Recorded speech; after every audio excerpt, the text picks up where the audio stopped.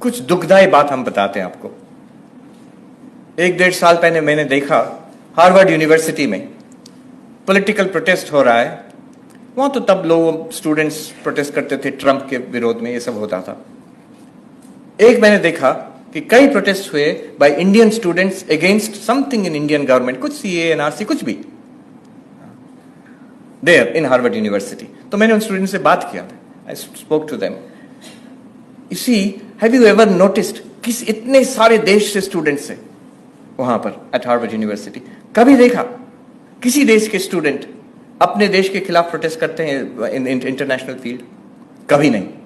I never saw it. And they also could not say, हाँ ऐसा तो कभी नहीं देखा। क्या उन सब देशों में कुछ गलत नहीं है? इंडिया से बहुत ज्यादा बुरा हाल है उधर, many many countries much worse. तो ये क्यों कर रहे हैं? अब क्यों कर रहे हैं? द रियल रीजन इज, ये बहुत खतरनाक रीजन है।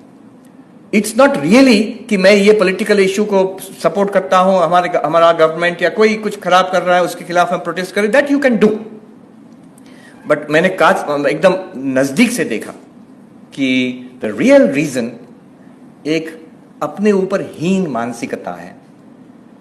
आई टेल यू, दे में सी, सम ऑफ द स्टूडेंट्स में सी, उनको बुरा भी लग सकता है कि मैं बोल रहा हूं उनके बारे में ऐसा, लेकिन it's not just them, it's in all of us. उसमें है the real reason I am protesting against my country, my government, some policy is, मैं अपने जो गोरे फ्रेंड्स हैं, white skin boys and girls in my class, उनके सामने hero बन सकूं। अपना देश, अपना कल्चर को गाली देना एक हीरो बनने का एक तरीका है, गलत तरीका है और बाउंड टू फेल। आप हीरो नहीं बन सकते, they will not respect you. लेकिन कहीं लगता है हम इनसे नीचे हैं तो कैसे इनकी बराबरी करें।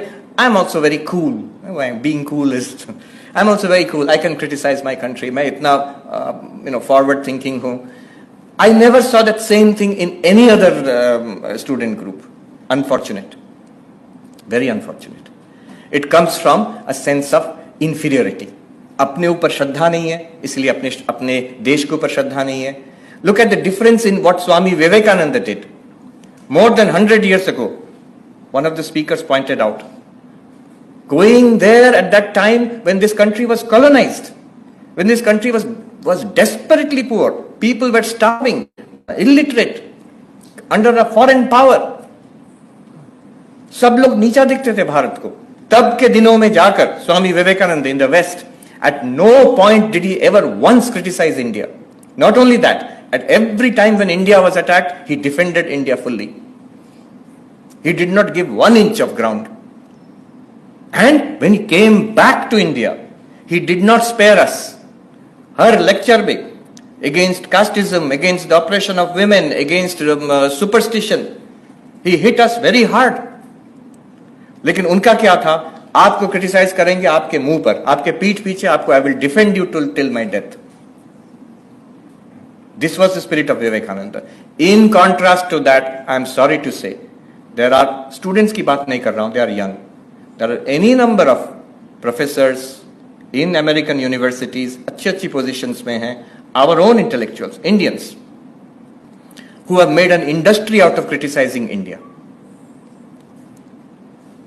और तो वहां गोरे लोग कंफ्यूज क्यों नहीं होंगे? ये इंडियन प्रोफेसर आके बोल रहे हैं कि इंडिया इतना बुरा है, तो students will be confused. So this is something that it comes from lack of श्रद्धा।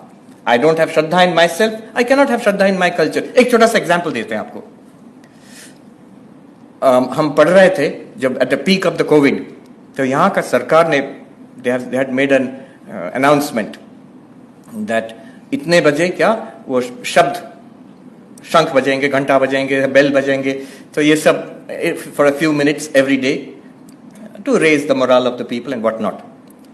और तब मैं पढ़ रहा था, तब आई वाज इन न्यूयॉर्क, हमारे बुद्धिजीवी जो इधर हैं उस पर हंसी मजाक उड़ा रहा था, ये क्या गंवारपन है, असली काम करो, ये घंटा बजाने से थोड़ी कुछ घंटा होगा। And you know, I was so hurt by this because I was sitting in New York, और हर दिन 6:30 बजे न्यूयॉर्क में, मैनहट्टन में घंटा बजाते थे, बर्तन बजाते थे, हॉर्न बजाते थे। New York mayor had told them every day at 6:30 PM, जब At that time, COVID infection was at its maximum in the world in New York. हर दिन, every day, at the peak, number of deaths in one city in New York was more than 1,000.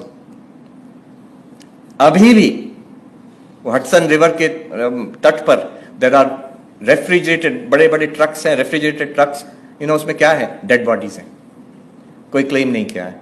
हम लोग को कैसे पता चला? जो truck के मालिक हैं बोले भाई अब तो हमारा ट्रक वापस करो, बॉडीज को जलाओ। At that time, New York mayor had said, अब now my feeling is people did not know this. हम जब बताए इंडियंस को, उनको पता नहीं था ऐसा, अच्छा ऐसा हुआ है। I can tell you with guarantee, वो सेम बुद्धिजीवी अगर उनको पता चलता कि न्यूयॉर्क में ऐसा होता है तब वो चुप हो जाते।